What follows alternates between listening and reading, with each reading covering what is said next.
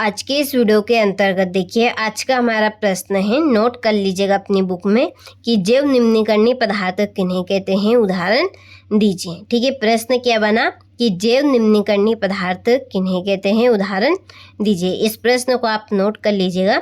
तो चलिए इस प्रश्न का आंसर हम देखते हैं। तो आप यहाँ पे हेडिंग डालिएगा इस तरह से कि जैव निम्नीकरणीय पदार्थ, तो वे पदार्थ जो सूक्ष्म जीवों द्वारा आसानी से अपघटित हो जाते हैं तथा अपघटन के बाद हानिकारक पदार्थ नहीं बनते, जैव निम्नीकरणीय पदार्थ कहलाते हैं। तो हम जैव निम्नीकरणीय पदार्थ किन्हें कहेंगे, तो ऐसे पदार्थ जो सूक्ष्म जीवों द्वारा, ठीक है, सूक्ष्म जीव कौन है, तो हमारे जो जीवाणु बैक्टीरिया है वही क्या है, सूक्ष्म जीव है।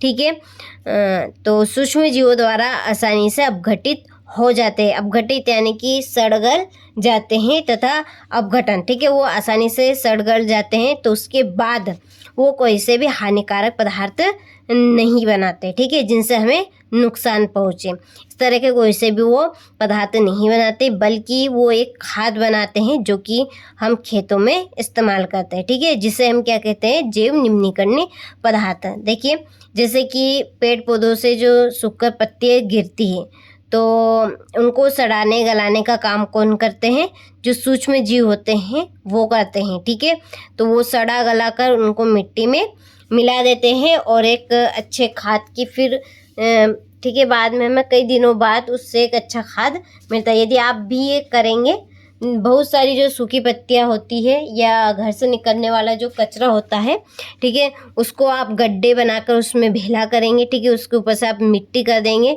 तो फिर कुछ दिनों या कुछ सालों बाद हमें उसमें से खाद, ठीक है, खाद हमें मिलेगा उसमें देखने को, जो कि एक अच्छा प्रॉफिट होता है हमारे खेतों के लिए, हमारी फसल के लिए।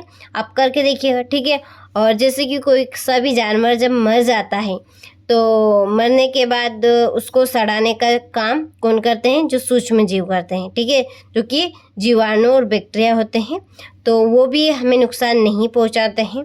ठीक है, तो इसे ही हम क्या कहते हैं, जैव निम्नीकरणीय पदार्थ कहेंगे, कि वे पदार्थ जो सूक्ष्म जीवों द्वारा आसानी से अपघटित हो जाते हैं, यानी कि आराम से वो सड़ गल जाते हैं, और सड़ गल जाने के बाद वो कोई से भी हानिकारक पदार्थ नहीं बनाते। ठीक है, उन्हें हम क्या कहते हैं, जैव निम्नीकरणीय पदार्थ। तो आपको परिभाषा अच्छे समझ में आई होगी। एक बार और हम परिभाषा को पढ़ लेते हैं ताकि आपको यहीं पर अच्छे से याद हो जाए। ठीक है, ज़्यादा कठिन परिभाषा नहीं, बहुत ही सरल और सिंपल परिभाषा है। तो अच्छे से आप हेडिंग डालिएगा इसी तरह से, और अच्छे से नोट्स तैयार कीजिएगा ताकि आपको देखिए इधर उधर ढूंढने में दिक्कत ना हो। एक जगह आप लिखेंगे कॉपी में, तो आप आराम से कंप्लीट कर पाएंगे सारे प्रश्नों को। ठीक है, तो इस तरह से आप अच्छे से हेडिंग डालिएगा, जैव निम्नीकरणीय पदार्थ। ठीक है, तो वे पदार्थ जो सूक्ष्म जीवों द्वारा आसानी से अपघटित हो जाते हैं तथा अपघटन के बाद हानिकारक पदार्थ नहीं बनते, जैव निम्नीकरणीय पदार्थ कहलाते हैं। ठीक है, उदाहरण में लिखिएगा, घरेलू अपशिष्ट, मलमूत्र, वाहित मल, कृषि एवं जंतु अपशिष्ट आदि। ठीक है, तो ये हमारे किसके उदाहरण है, जैव निम्नीकरणीय पदार्थ गए। तो आपको परिभाषा और उदाहरण अच्छे से समझ में आए होंगे।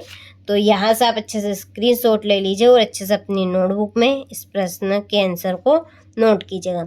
तो चलिए मिलते हैं आपसे अगले वीडियो में इसी तरह के अगले प्रश्न के साथ।